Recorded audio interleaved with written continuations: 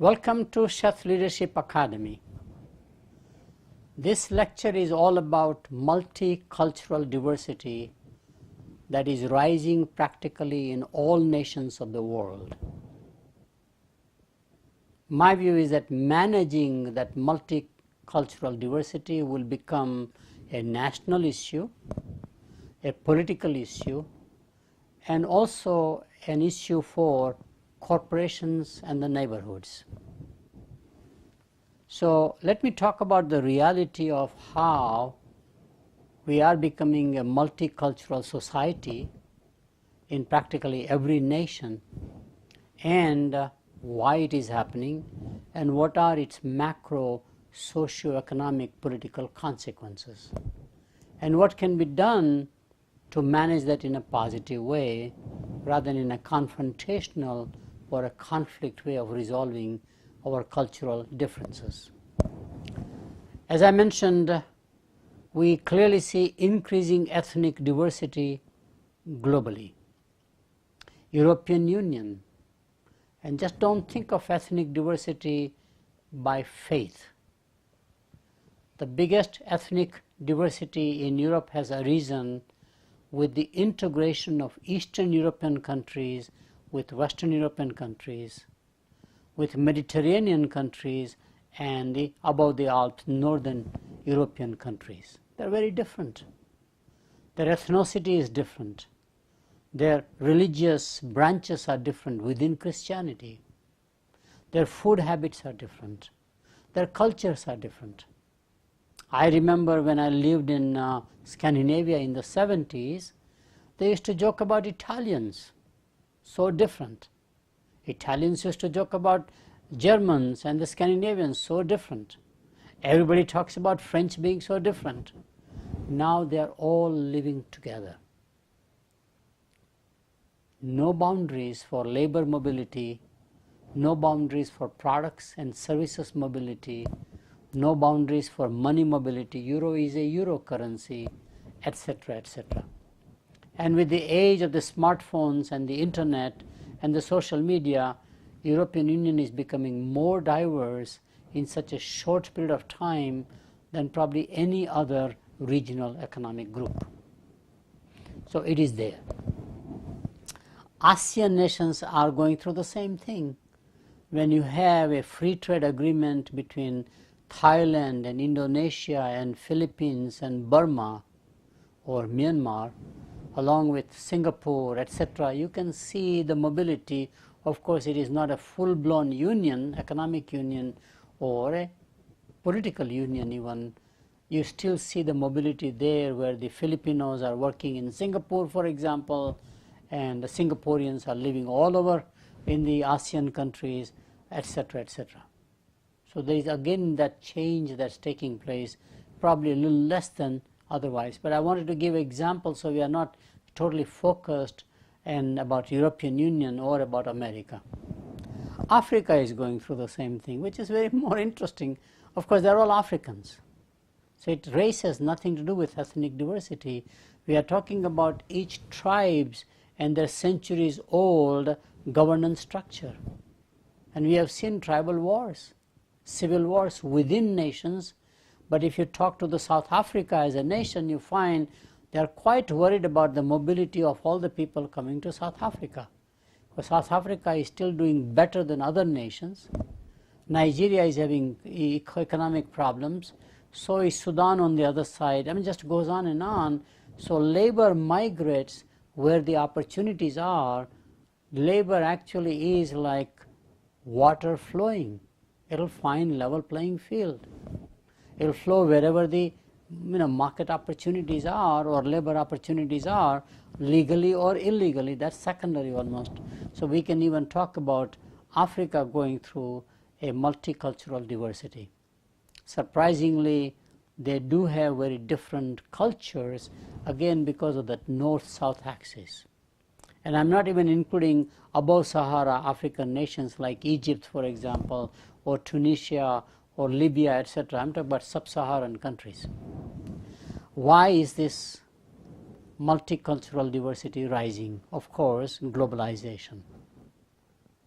or regional integrations like European Union.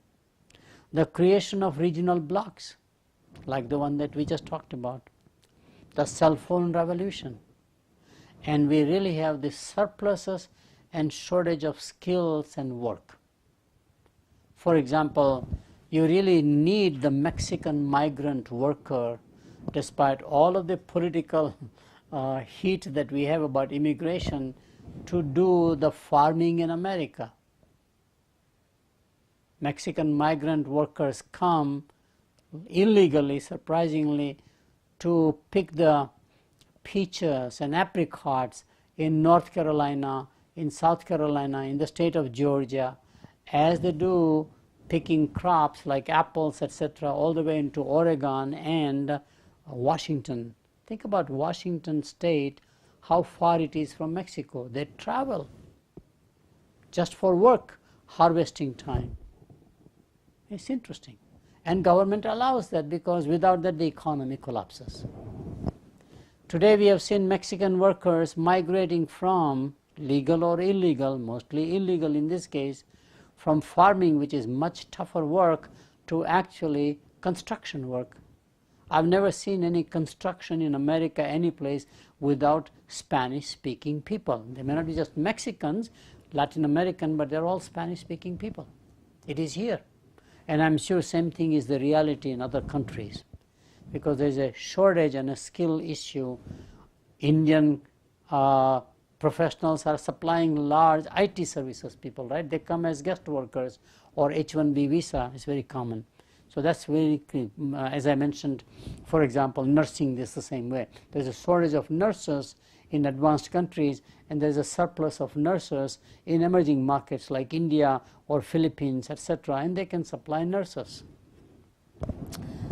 This reality is new, relatively speaking, in the history of human evolution.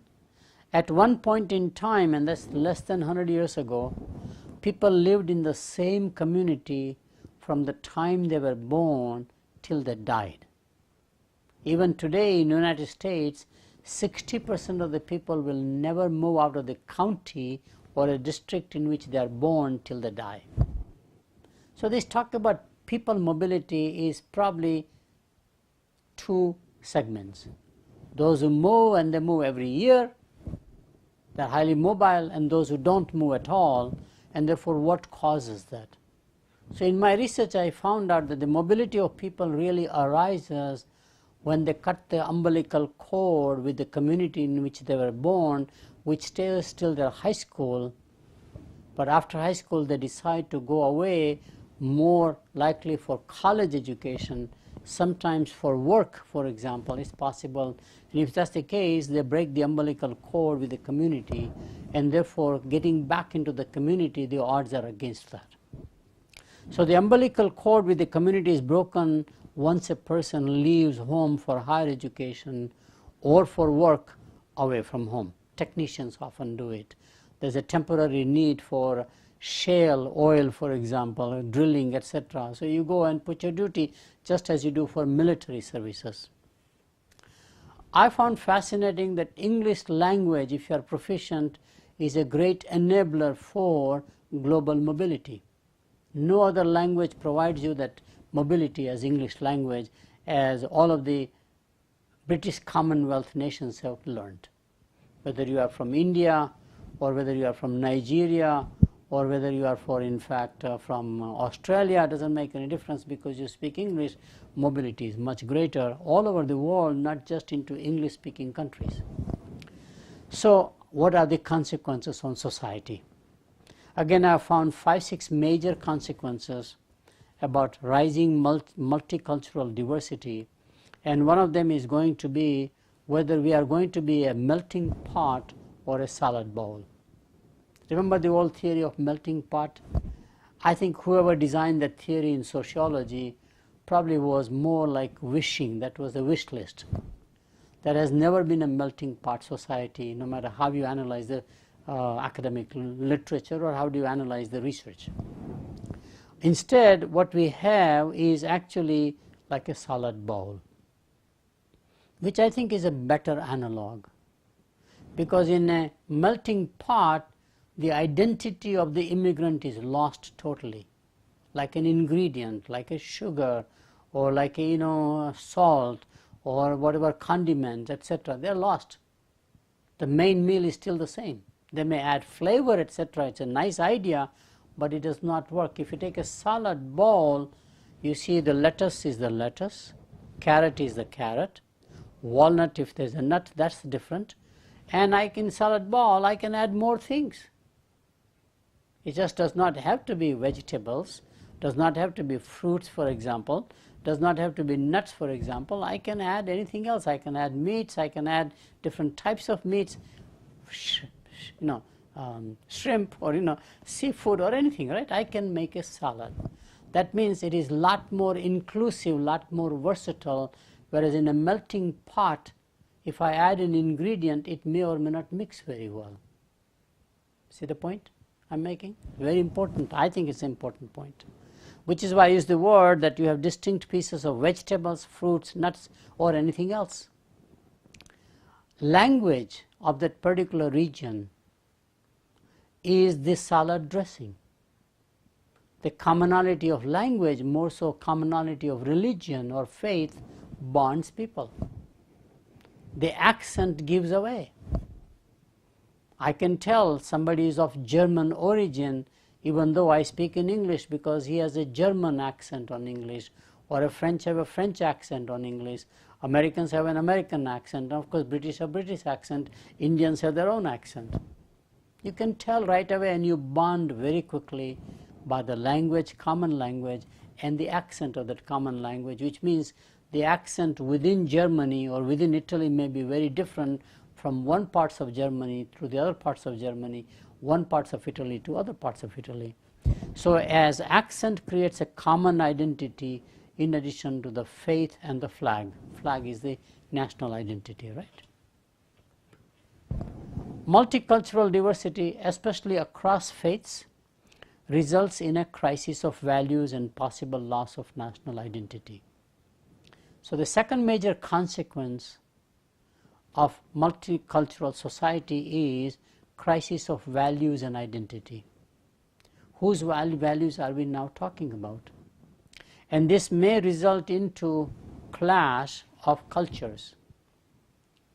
One culture says, my values are more relevant than yours, if especially are anchored to their culture, which let's say to their faith-based things, then it's going to have more clashes.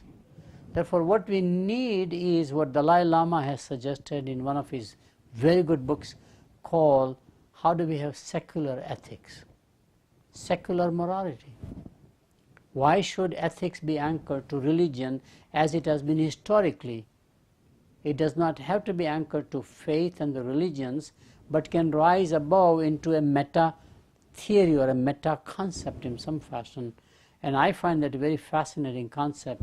How can we have secular ethics? In other words, ethical behavior originates not from religion anymore, but from a set of common beliefs about that nation, its identity, and the common laws in that nation and its identity. In order to do that thing, separation of church and state is crucial, to go beyond faith-based values and views. Otherwise, we always will have a tension between a government, which is a nation, and the faiths. Unless you are basically a faith-based nation. And there are many faith-based nations where one religion is 99, 100%, could be the Orthodox Christianity, for example, in Eastern European countries, could be the Catholic Christianities in some other countries, or could be Protestant as a culture, could be, for example, Jewish culture in Israel, for example, Hindu culture in India, and therefore those are the ones that if they create ethical behavior, then there's always a confrontation or a conflict between people who come with different faith, different cultures. Should we accept them, assimilate them? How do we do it? So I believe the concept of secular ethics is absolutely essential to manage multicultural diversity. Next area, as a consequence, I see is coalition politics. There is no some such thing as not knowing coalitions. Political gridlock within a party is the new reality. And we just saw that thing in England. Within the Conservative Party, whether Britain should exit the European Union or not, and they teed up for a popular vote and they lost in Brexit. Now they are actually floundering as to how to form a new government. This is true in America within the Democratic Party and within the Republican Party. So you have a tremendous diversity based upon multicultural issues in their mind, and any multicultural issues a politician can take as a political campaign of some sort. So it is real here. That means to resolve the political gridlocks, you must need the art of forming coalitions between dominant political parties and within the group. How do you get a consensus going somehow? And therefore the art of coalitions or art of compromise, if that's the right word, how do we do that thing? And some political leaders are good at that, others are not. There is a question being raised by people, including myself, whether the current two-party system that England has and America has is viable. We already see a third-party movement in most of these nations. So is the world going to be more like multi-party parliamentary system as the new norm, no matter how you organize? And how does this impact the constitutionality or constitution of the nation by and large? My view, next area is that in addition to coalition politics as the ultimate way of managing the governance of the nation, we will have to learn how to do managed immigration or selective immigration. Doesn't matter to me how you do it. There are of course so many ways countries have tried to do. Skill-based immigration is not as uncommon.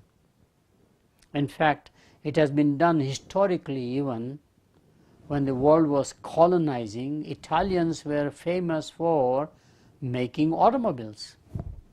They were famous as steel mill workers, whether the steel mill was in Birmingham, Alabama, or near Toronto someplace where there are iron ores, or it is in Australia, or it is anywhere in the world.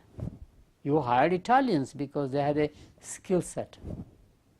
Software developers from India, as I mentioned, becoming the dominant supplier. So even today in the H-1B work permit visas in America, probably 60% goes to Indian software engineers for them to come and work. They are guest workers.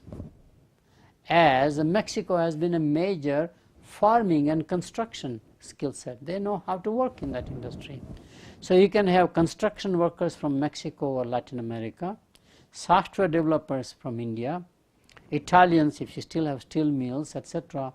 And basically you have skill-based immigration. I need that capacity to maintain my industry, to maintain my economic activity. You can do it. More interesting and more recent trend is education-based immigration, where you encourage students or foreigners to come to study in, let's say, America, not with the intent of going back and contributing to the nation, but actually settling here, which means your immigration related to educational visas that you give is organized in a way where employment is assured and a transition is made. I like this very much as an approach, and the reason I like is very simple, that by the time you are a foreign student studying for 2 years or 4 years or whatever it is, you become Americanized. You become a part of that culture. British have tried from the colonies to bring people, make them students, and then they usually settle. Usually a student who comes, especially in a high-wage country like America, wants to settle here. We have seen this with our MBA program students from foreign countries. We have seen this, in fact, with our undergraduate programs, and definitely in many categories, certified vocational technical, like physical therapist, for example, nursing, for example. They are coming here through education visa, but their intent is to stay permanently. If that's the case, why make them illegal after education? Why not absorb them in a systematic way, which is why it's called managed immigration, as opposed to free market flow immigration. Last category is family-based immigration, and the examples are United States changed its visa policy, I think it was in early 70s probably, where if you have family members back in your country of origin, you can invite the parents, you can invite the brothers and the sisters, etc., etc., and therefore family basically invites family members.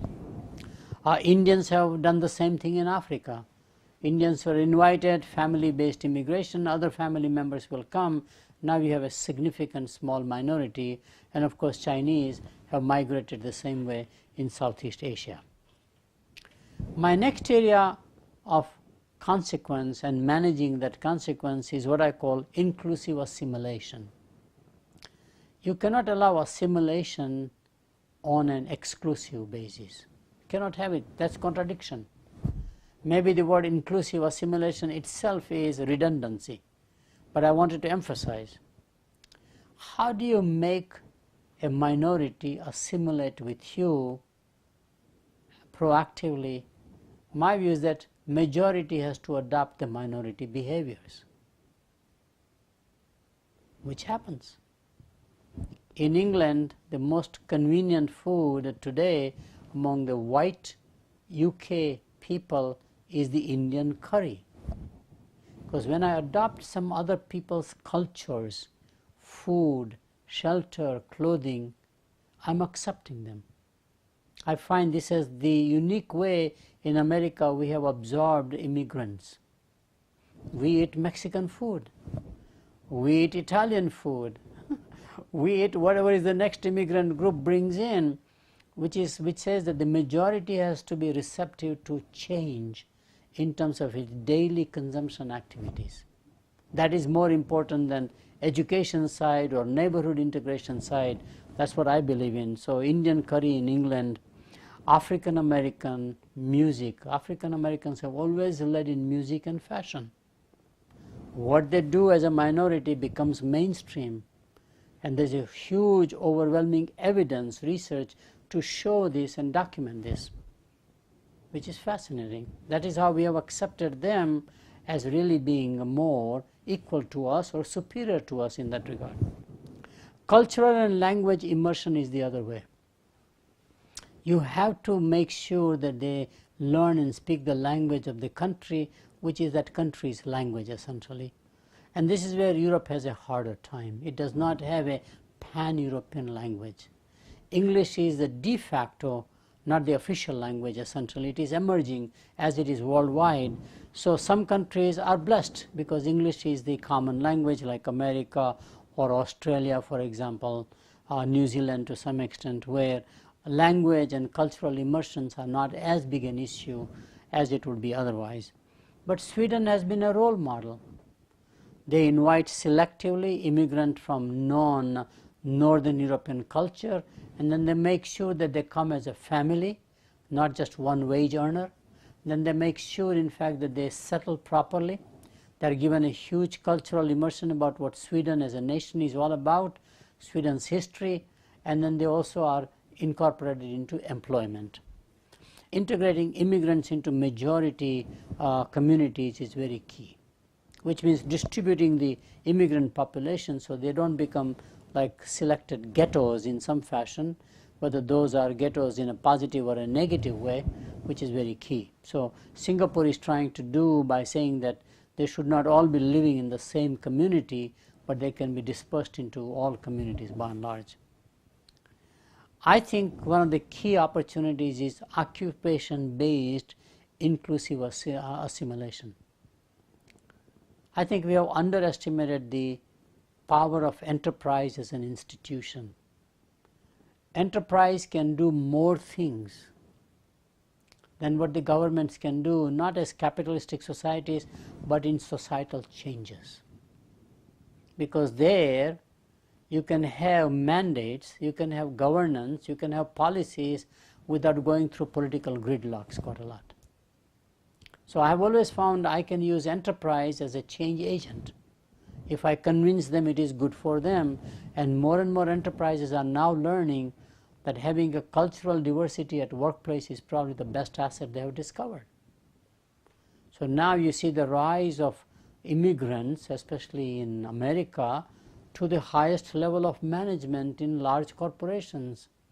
The Microsoft CEO, Google CEO, MasterCard CEO are all foreign born but American educated, rising through the ranks and making a difference. Gender diversity the same way. More and more women are becoming leaders of enterprises. So to me, corporate diversity programs are very important change agents.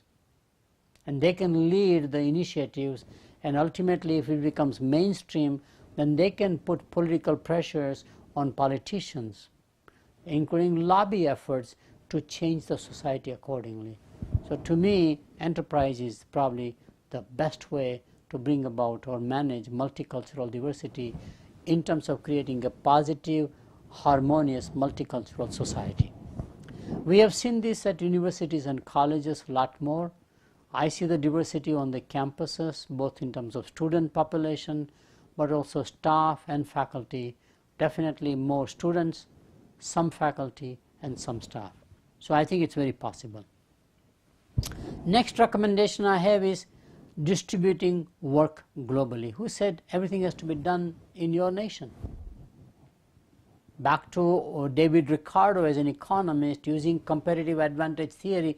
I don't think we need any theory to justify, but strictly in managing the global multicultural diversity and its all consequences about conflicts and tensions can be reduced, if not eliminated, if we basically distribute the work across the globe.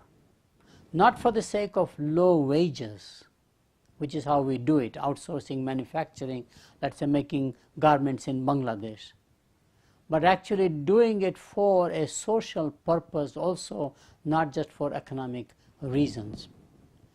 My view is very simple. No one likes to be relocated unless it's absolutely necessary. You become a refugee not by choice, it's because you have no choice. You travel, go abroad because you have no jobs. Otherwise, people would love to stay in the same community in which they grew up, which was the norm, as I said, less than 100 years ago. There was no labor mobility till we had the Industrial Revolution, shortage of labor someplace and surpluses some other place, and of course now in basically knowledge workers, the things of mind, by and large, we see a lot more unevenness between the haves and the have-nots, and therefore that's what happens. So we can have a globally distributed work and employment, and by the way, surprisingly, the best example comes from all things Soviet Union. After getting Soviet Union created World War II, post-World War II, they decided each country will specialize into certain occupations. Like Hungary will make buses, public buses, and all Comecon countries, which is Soviet Union economic bloc, will buy buses from them. Complete interdependence was very interesting. And that is the reality to me. If they could do it, we can do it. The franchise system is my favorite. Have you seen most franchisors, whether it's Starbucks or McDonald's, always have a local employment? It's a service industry. You cannot migrate workers, you gotta be there. And therefore you provide employment, skill set, career development, etc. So to me, a franchise system is a very valuable tool to distribute work globally. And of course, we already know global supply chains, especially for smartphones, cell phones, the PCs, consumer electronics, the companies like Foxconn doing work. But Foxconn itself is globally distributing work now. They're building factories and warehouses, not just in Taiwan or in mainland China, but all over the world. I think that's a very key concept. Free trade is another way, in fact, of distributing work. This is very controversial recently, especially has become a political debate, but it has been a political debate forever. Free trade can only survive if it is balanced trade between nations. There has been a free trade between Canada and America, balanced, we have no conflicts. But free trade with Mexico becomes a conflict, partly because it's a different culture in some fashion, but it may not be a balanced trade. The free trade with China is not balanced with America because we have a huge imports relative to exports what China buys. So free trade on a balanced basis is very much a win-win situation. That was Ricardo's idea as an economist. Next area I believe is public-private partnerships. I believe this is very key platform for distributing work globally. Skill development. There is such unevenness. The world is not flat except in the IT services. World is very uneven in terms of skill set. What if one equalized that so that labor mobility does not have to happen? Health care is another platform. Education, a third platform. Agriculture, unevenness. Have you seen how backward agriculture is in some countries and how advanced agriculture is in some other countries? We can modernize agriculture all over the world in a positive way, so people don't have to migrate from their countries to some other countries for better wages. United Nations agencies have tried to do this thing. World Bank and IMF have been instigators quite often about creating this sort of a public-private partnerships. It is all possible. So while we have all of these political heated debates about immigration and the problem with a multicultural society, my own view is that immigration is vital to the survival and future revitalization of any nation. If a nation doesn't have a new thinking coming in from outside, will plateau. As we have seen many nations plateau. We have the examples, in fact, of having that issue with Japan, which did not allow immigrants at all. We have the issue with Ming Dynasty, for example, where China shut the borders and China was the largest economic power before that time. North Korea, we can see how insulated it is and creating issues. People always give me Bhutan as an example. It's a best, most happy country. I understand that thing, but they are struggling with the issue of immigration right now. Can you do it in a managed, planned, systematic way so you retain your culture and at the same time modernize it? The Amish community, the young people are no longer willing to continue in the way they do their old faith-based, family units by and large. How do you modernize it and still have the best of both worlds? That's very key. So insulating a nation from other cultures often leads to the decline of a nation. As I mentioned, the Ming Dynasty, Japan after World War II, and North Korea. Therefore, it is important to manage multicultural diversity rather than avoid it. The salad bar model of interdependence and value add is more realistic than the melting pot theory. So I advocate salad bar theory. How do you, through policy and through enterprise, the government, market processes, one can create a salad bowl which is better salad bowl than anybody else's salad bowl kind of a notion, with a recipe that is unique, different, one can do it. Crisis of values and loss of national identity can be overcome, which are the fears we always have, by embracing secular ethics and separating the church from the state. The art of coalition politics is key to political stability in a democracy. Democracy is often basically compromising diverse views and coming out with very practical, I call it pragmatism. What matters in politics is pragmatic way of doing things, and therefore art of negotiating, art of forming coalitions, art of compromise are the real strengths of great political systems. Managed immigration anchored to skills, education and family are key to selective immigration. Inclusive immigration through cultural and language immersion along with community-based integration is crucial for multicultural harmony. Last point, no one likes to be dislocated. Therefore, distributing work globally and investing in economic development to create a level playing field between the have and the have-not economies is equally crucial. I hope you have enjoyed this lecture. Thank you very much.